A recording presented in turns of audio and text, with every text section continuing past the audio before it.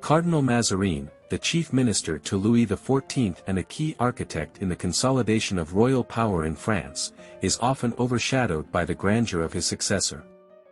However, his political genius, particularly his mastery of espionage, played a pivotal role in shaping 17th-century France. As a foreigner in a court rife with distrust, Mazarin was acutely aware that securing his position required more than diplomacy and patronage. It required a network of spies, informants, and covert operations that could control not only the flow of information but also the political landscape itself. His espionage network was not just about gathering secrets, it was about ensuring the survival of both himself and the monarchy, weaving a web of influence that would persist long after his death. Mazarin's rise to power came at a time of great instability in France. Following the death of Cardinal Richelieu, the man who had shaped France into a centralized state, the country entered a period of turbulence, known as the Fronde. The Fronde was a series of civil wars, driven by rebellious nobles, frustrated parliaments, and an increasingly disillusioned public. This upheaval threatened the young King Louis XIV, who was only a child when Mazarin assumed control of the royal administration in 1642. Mazarin, a former papal diplomat, knew that to maintain order and authority, he needed more than political maneuvering, he needed intelligence. His espionage network was vast and intricate, extending from the royal court in Paris to the farthest reaches of France and beyond. One of the most impressive features of Mazarin's spy system was its breadth. He employed a wide variety of agents, ranging from members of the court to common folk, who operated under various guises and employed various methods of information gathering. These agents infiltrated every facet of French society, from the salons of Paris to the isolated estates of rebellious nobles. Their mission was to monitor the political landscape, discover discontent, and crush any seeds of rebellion before they could take root. A significant portion of Mazarin's espionage network was composed of royal agents who worked within the courts and the noble families. These men and women were trained to be discreet and to operate in the shadows, gathering information on the movements and intentions of potential threats. This was especially important during the Fronde, when the nobility was divided between those who supported Mazarin's rule and those who sought to undermine it.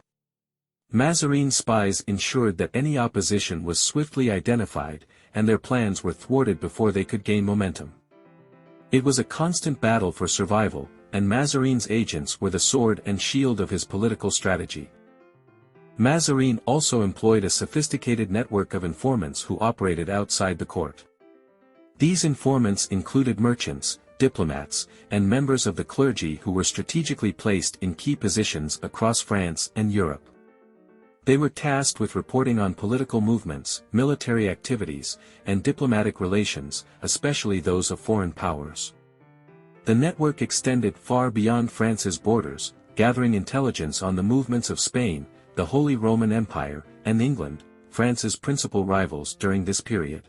The intelligence Mazarin received from these informants played a crucial role in shaping French foreign policy, especially in the context of the ongoing conflict with Spain. One of the most valuable tools in Mazarin's espionage network was the use of correspondence. Letters were often intercepted, read, and sometimes forged to create false narratives or sow confusion among Mazarin's enemies. The French postal system, while far from efficient, was a vital artery for communication, and Mazarin's agents worked tirelessly to control it. By intercepting and manipulating the flow of information, Mazarin was able to influence the decisions of his adversaries, undermine their credibility, and ensure that the French crown remained informed and prepared. At the heart of Mazarin's espionage empire was his network of secret police.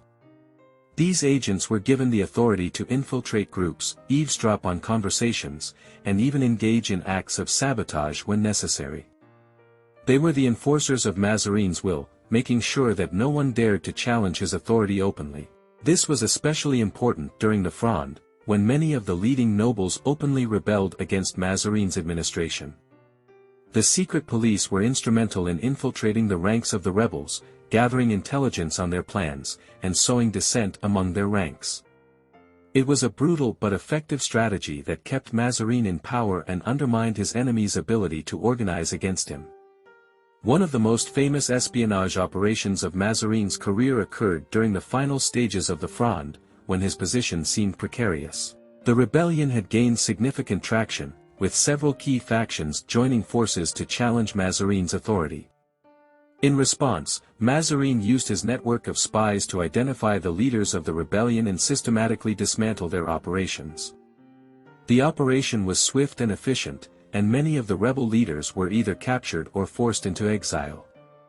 Mazarin's ability to act quickly and decisively was a testament to the strength of his espionage network, which had by this point become one of the most effective in Europe. Mazarin's espionage system was not just about surveillance and manipulation, it was also about control of public perception. Mazarin understood the power of information and how it could be used to shape public opinion. He employed writers, pamphleteers, and journalists to disseminate favorable news about his policies and actions. At the same time, he used his agents to suppress unfavorable rumors and discredit his political rivals. The French public, constantly bombarded with conflicting information, was often left confused and uncertain. This played into Mazarin's hands, as it allowed him to maintain a hold over the narrative and suppress dissent. While Mazarin's espionage network was instrumental in preserving his power, it was also a reflection of his personality. He was a man who valued control above all else, and he was willing to go to great lengths to maintain that control. The methods he used were often ruthless, and he had little patience for those who threatened his vision for France. His spies were not just his eyes and ears, they were his instruments of power, ensuring that his will was enforced, and that his enemies were neutralized. Despite his success, Mazarin's reliance on espionage and manipulation was not without its drawbacks. The very system that had kept him in power also sowed distrust within his own court. Many of the nobles who had once supported him began to view his methods with suspicion, and whispers of conspiracy began to spread.